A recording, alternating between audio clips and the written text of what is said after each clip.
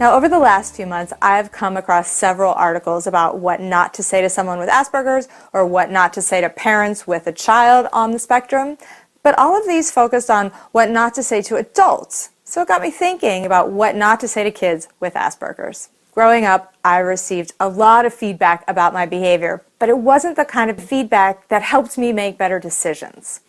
It can be easy to see our children as being the problem, the ones who need to learn a lesson or be more respectful, more caring, or more well-behaved.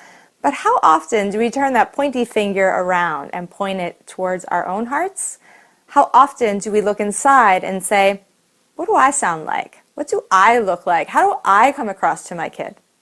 A pattern of harsh handling or impatience can really erode your relationship and your influence, as well as the way your child sees him or herself. So not only will your children believe what you say about them, but they will act on it.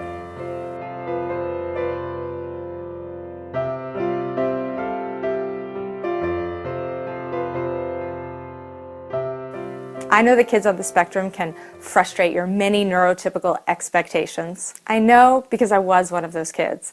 But there was no Asperger's back then, so my parents were just left feeling confused. And so was I. Why didn't they understand me? Why did they say I had no emotion? Why did they say I was rude? I was just trying to be clear or accurate or helpful. I notice what remains unseen to you, and whether you see an exaggerated response from your kids or understand the reality of an oversensitive system, please know that kids on the spectrum don't intentionally try to ignore expectations or aggravate their elders. Even when you think you have said it enough, made it clear enough, or been gentle enough, sometimes kids on the spectrum will just perceive more than you intended. We think and communicate about things differently, and all the ABA in the world will not fix what's not broken. The unique perspective of someone with Asperger's is an integral part of their operating system, and one that I believe needs to be respected and understood. If you want to better understand and communicate with your child, here are my top 5 phrases to never say to a child with Asperger's, or let's face it, any child really. And also some alternatives for what to say instead. Okay, number 1, my first phrase to lose is you are too sensitive or you're overreacting. You don't even need to replace this one. Just stop saying it. This is probably the number 1 phrase that will send an Aspie into a blinding rage or a shamed sense of disconnection. Let's just assume that the emotional and physical nature of Asperger's includes a hyper-awareness of the world. What seemed like ordinary sights, sounds, smells, and even movements to you can be incredibly difficult to manage for a child with Asperger's. I heard over and over as a child, "You're too sensitive." And I'm not too sensitive. I am highly intuitive and exquisitely adept at perceiving stimuli. And that includes your inner world, your pain, your stress, your worries. And I do that with an intensity that can short-circuit my central nervous system. You can't hide your emotions from your Aspie child. There's this myth that Aspies lack empathy or lack the ability to understand another person's emotions, and that is just the biggest load of BS. Only a neurotypical could make that assumption. The majority of Aspies that I know are extremely empathetic and intuitive, to the point of it even being physically painful.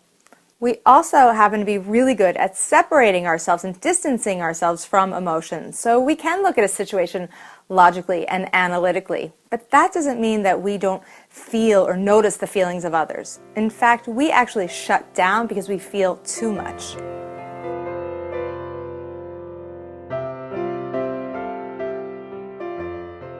View your child's tantrums as a reaction to his perceptions of the stimuli, rather than a choice that he is making to interrupt your peace or cause you trouble. In those moments, safety, empathy, and your calm presence are what move your child from meltdown to maturity.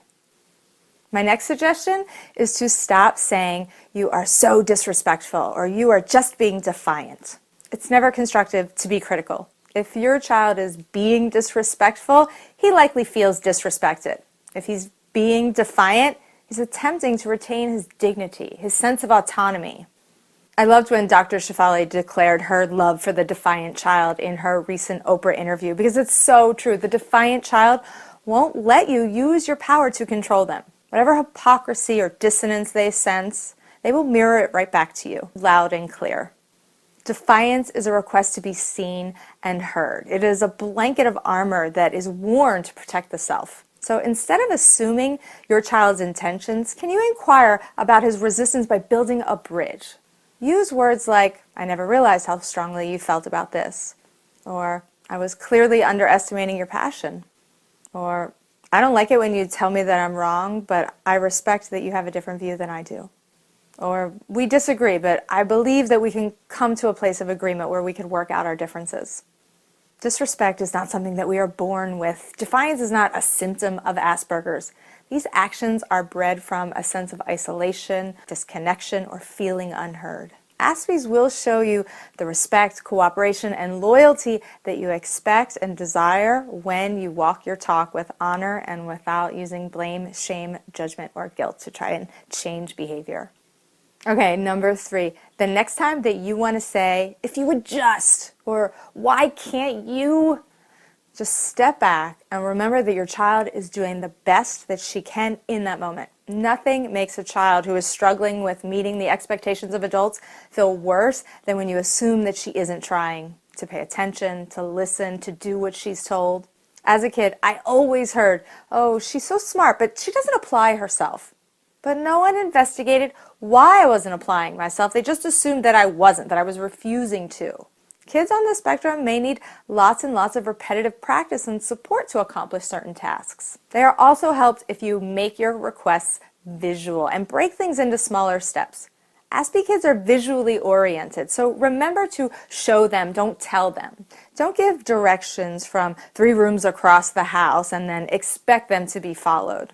Many Aspies cannot process verbal instructions. They need to actually be shown the steps, and sometimes over and over before those patterns of expected behavior will take hold. It's never helpful to presume that your child is not trying or that she could do if she would just try more. Your child may actually be struggling with some aspect of the action and not able to manage moving from point A to point B. Help your child reflect where she could make new choices and evaluate outcomes so that she can understand her strengths and her weaknesses and see where she can actually apply new behaviors. You can use words like, "Let's try again," or "This is a challenge. What could we do instead?" Or, "I bet that there's more than one way to do this. What do you think? Do you have any ideas about what we could do?" Or, "Let's leave these instructions out. That might help if we can refer to them." Or, "Can we make a list of what did work and what didn't work this time?" Okay, I know that sometimes the reactions of your child can baffle you, but the next phrase that I want you to stop saying is, "Why would you say that? What's wrong with you? Shame on you." Remember to help your child with social interactions rather than interrogating him about his blunders. If you ask your child why they did what they did, you will likely get a very blunt response that might incite your anger, or your child might shut down and give you no answer, possibly frustrating you even more because you don't understand. A child who laughs when a friend gets hurt or who gives unsolicited advice does not mean to appear to lack empathy. Sometimes it's the discomfort of not knowing what to say or a passion for problem-solving logic makes Aspie kids react in ways that seem unkind or uncaring. Putting your foot in your mouth is embarrassing enough for everyone, and no one wants to be pigeonholed into those kind of behaviors, no matter how often they happen. So if your child responds with an inappropriate remark, give quality feedback about what to do next time. Inquire about your child's reactions or point him to notice what you really want him to notice next time. You can say, "Seems like you're having a hard time right now," or "That was unexpected," or "I'm not sure Jack understood what you meant by that. Let's try telling him again." Be straightforward. "It looks like you were surprised when Kayla fell off her chair. I bet that hurt. Let's ask her if she's okay." Inappropriateness is not a lack of empathy, so don't assume that your child doesn't feel for another person simply because his expression is not delivered in the way that you are used to. And my final phrase to give the axe to is "look at me."